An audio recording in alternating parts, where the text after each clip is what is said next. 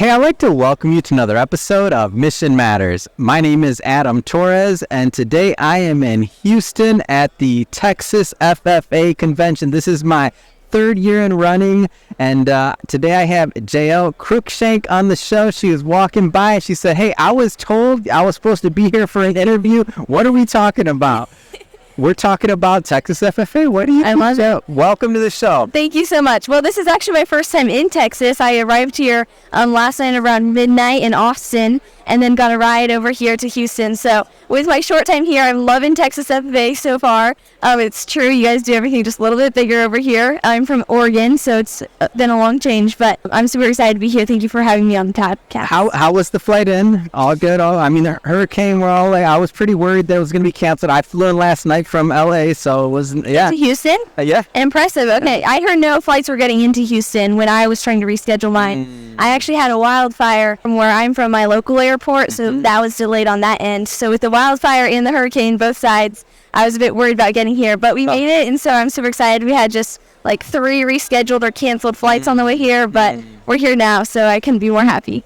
Texas or FFA, Oregon FFA. How'd you learn about it first? Like, how'd you get introduced to the organization? Where'd it come from? Yeah, so totally. FFA kind of goes back to my roots. Both my grandpas were ag teachers, so they both raised their children, and then both my parents actually met through FFA. My dad likes to brag he had the biggest pig at the Oregon FFA State Fair, so he thinks that's why he got my mom, apparently.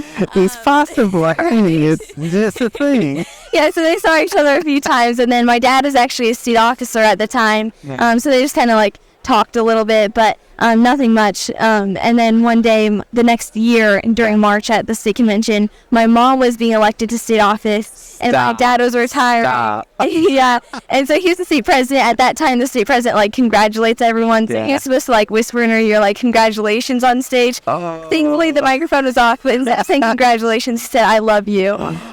Oh, come on. Best story ever. Right, and so through that, they started dating shortly after that, and so it was really cool. That's actually where, like, it kind of goes back to my roots, but then I know of FFA through my family, and so then I joined as soon as I could. My 8th grade year, I was showing a pig at the Deschutes County Fair. Wasn't the largest pig at the state fair, but it's okay. I'll leave that one to my dad, right? So then I started my journey. I got as active and involved as I could at the Bend FFA chapter in Oregon, and then I've just loved it and hooked on ever since. And so now I'm here, and I've competed in lots of events, and I served as the Oregon FFA state president last year, and so now I'm thankful to be here at Texas Convention, and all of this led me here.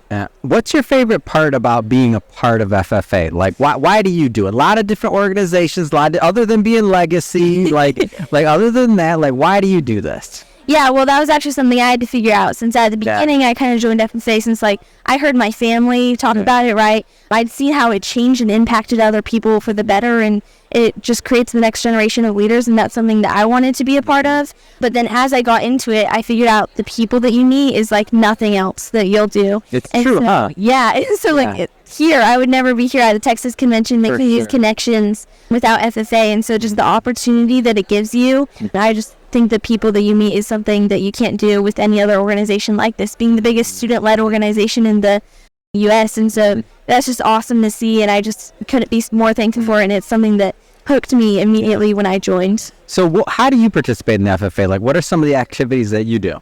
Yeah, so especially in high school, my biggest thing was parliamentary procedure contest. It's kind of like a debate contest. I love the strategy behind it, and you get to do it with a team. To be podcaster, Whatever. I'll leave that to you. But yeah, you get to do it with 5 other people, so I loved like the team aspect, but also the just how you get to like debate with other people, but the strategy behind it. So that was my favorite thing in FFA. I did some public speaking, just tried to be as active as I could, and just showed pigs at the fair, just meeting people and the officer positions. That was my biggest thing in FFA.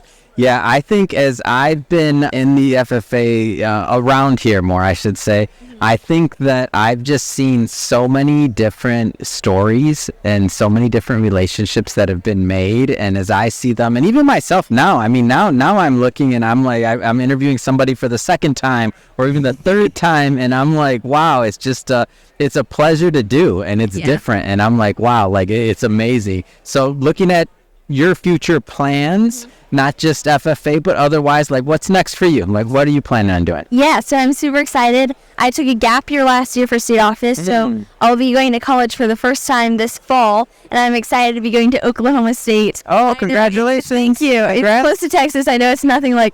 I went to Michigan State. I'm from Michigan. I'm here as a visitor too. It's okay. You might have been apologizing to everybody else, but not me today. Yeah, but I'm super excited to be studying ag business at Oklahoma State, getting involved with the community there this fall. So yeah, I'm awesome for that. Fantastic. Last question, Jael. Why should, I know you're walking around, you see a lot of different corporate sponsors, a lot of different individuals here. Why should people, businesses come here, get involved, learn more about the members? Why should they do that? Yeah, for sure. Well, I know something that I first consider when I'm thinking of like a business to like get involved with, whether that's an internship or something.